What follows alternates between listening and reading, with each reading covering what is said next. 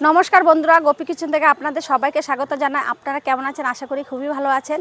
আজকে আপনাদের সামনে একটা দারুণ স্বাদের একটা নাস্তার রেসিপি নিয়ে চলে এসেছি।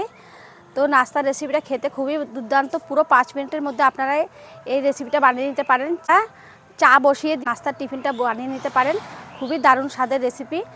আমি আজকে আপনাদের চিড়া দিয়ে বানিয়ে দেখাবো। তো চলুন বন্ধুরা, আমি নাস্তার রেসিপিটা যে বানাবো কি করে দেখতে থাকুন। আশা করি আপনাদের থেকে ভালো লাগবে, আর ভালো লাগলে আমার চ্যানেলটি আপনারা সাবস্ক্রাইব করে দেবেন। চলুন, এখানে চিড়া নিয়েছি, 200 গ্রাম চিড়া নিয়েছি। আগে থেকে জলের মধ্যে ভিজিয়ে রেখেছিলাম। ভিজে দেখুন কত সুন্দর ফুলে গেছে চিড়াগুলো। তো এই চিড়ার মধ্যে আমি এখন এই 4টে আলু সিদ্ধ নিয়েছি। এই আলুটাকে গ্রেট করে দেব। প্রথমে আলুগুলোকে গ্রেট করে নিচ্ছি।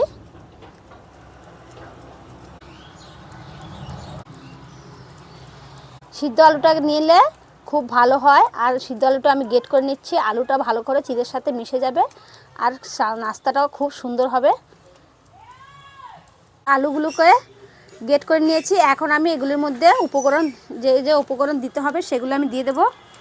তো দিয়ে দেবো আমি ধনিয়া পাতা, গোলমরিচ গুঁড়ো, স্বাদ অনুসারে লবণ, দিয়ে দেবো সামান্য হলুদ, জিরের গুঁড়ো, লঙ্কার গুঁড়ো। আমি শুকনো লঙ্কার গুঁড়ো দিয়ে করছি, আপনারা চাইলে কাঁচা লঙ্কা দিয়ে করতে পারেন। আদা কুচি। তো সবগুলো উপকরণ আমি ভালো করে মেখে নেব। আপনারা এই নাস্তাটার মধ্যে পেঁয়াজও দিতে পারেন। তো আমি পেঁয়াজ দিচ্ছি না, আজকে আমি নিরামিষ বানিয়ে আপনাদের দেখাচ্ছি। কারণ আমার মা বাবাও খাবে, মা বাবা পেঁয়াজ রসুন খায় না, তার জন্য আপনাদের আমি নিরামিষ বানিয়ে আজকে দেখাচ্ছি। চিড়েগুলি ভালো করে মেখে নিয়েছি সব উপকরণের সাথে। এখন আমি চিড়েগুলোকে আমি সাইজ করব, যে সাইজে আমি পকোড়াটা ভাজবো। আমি কিন্তু নাস্তাটা যে বানাচ্ছি সেটা কিন্তু পকোড়া বানাচ্ছি, চিড়ের দিয়ে পকোড়া, কুরকুরে আর মুচমুচে হবে। তো দেখুন আমি এখন চিড়েগুলোকে সেভ করছি। সেভ করার জন্য এই প্লাস্টিকটা নিয়ে নিচ্ছি। চিড়ে দিয়ে যে নাস্তার পকোড়াটা বানাবো সেটা আমি এখন সেভ করে নিচ্ছি।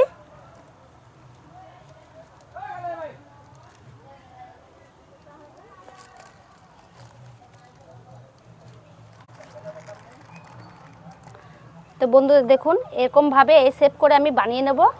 তো আমি এখন বানিয়ে এটার মধ্যে সাজিয়ে রাখছি। এই সেভ করে আমি বানিয়ে নেব। চিড়াগুলিকে সেভ করে নিয়েছি, পকোড়ার সেভ করে নিয়েছি, যে লম্বা লম্বা সেভ করে নিয়েছি আমি। এখন আমি একটু কোট করার জন্য আমি ময়দা আর কর্নফ্লাওয়ার গুলে নেব।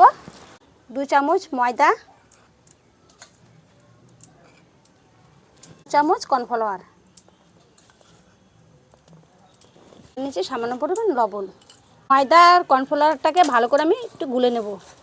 বেশি ঘন করব না আর বেশি পাতলাও করব না। গোলাটা আমি মিডিয়াম গোলা করে নেব।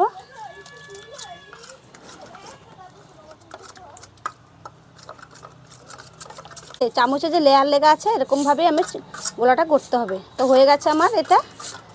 ময়দা আর কর্নফ্লাওয়ারটা গুলে নিয়েছি। এখন আমি উনানে আঁচ ধরে নেব। সাদা তেল, পকোড়াগুলি ভাজানোর জন্য তেল ঢেলে দিলাম।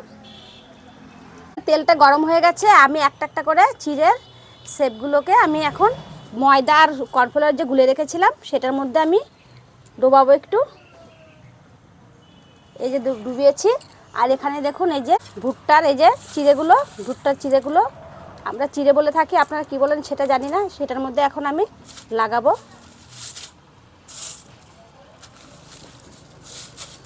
এই দেখুন বন্ধুরা, একটা আমি কোট করে নিয়েছি। এখন আমি তেলের মধ্যে ছেড়ে দেব। এইভাবে আরেকটা আমি কোট করে নিচ্ছি।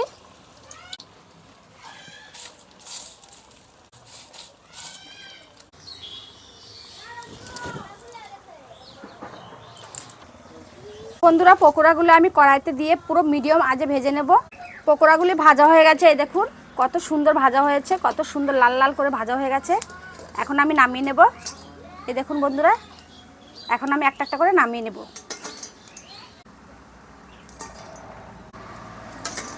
দেখুন বন্ধুরা, পকোড়াগুলি কত সুন্দর ভাজা হয়েছে। এরকমভাবে আমি সবগুলি ভেজে নেব।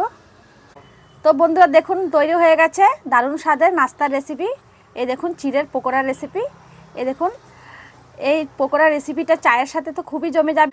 আর বাড়িতে যদি গেস্টরা আসে তাহলে এই চিড়ের পকোড়া যদি বানিয়ে দিন বুঝতেই পারবে না যে চিড়ের পকোড়া, সবাই বলবে চিকেন পকোড়া। দেখুন কত সুন্দর হয়েছে, এ দেখুন, দেখুন কত মোচমোচে হয়েছে। আপনাদের একটা আওয়াজটা দেখাচ্ছি, এই দেখুন আওয়াজটা দেখুন, পুরো মোচমোচে হয়েছে। একটা আপনাদের ভেঙে দেখাচ্ছি কীরকম ভেতরটা হয়েছে, এই দেখুন, দেখুন কত সুন্দর হয়েছে। তো বন্ধুরা, আজকের এই আমার চিড়ের নাস্তার রেসিপিটা আপনাদের কেমন লেগেছে? চিড়ের নাস্তার রেসিপিটা যদি ভালো লেগে থাকে তাহলে অবশ্যই আপনারা আমার চ্যানেলটি সাবস্ক্রাইব করবেন, আর নিত্য নিত্য রেসিপি দেখার জন্য আমার পাশে থাকবেন। চলে আসবো পরের ভিডিওতে। আপনারা সুস্থ থাকবেন, সাবধানে থাকবেন। বন্ধুরা, সবাই এই নাস্তাটা খাওয়ার জন্য সবাই বসে আছে, তো সবাই মিলে আমরা এটা খাওয়া শুরু করি। তো ভালো থাকবেন, সুস্থ থাকবেন, নমস্কার।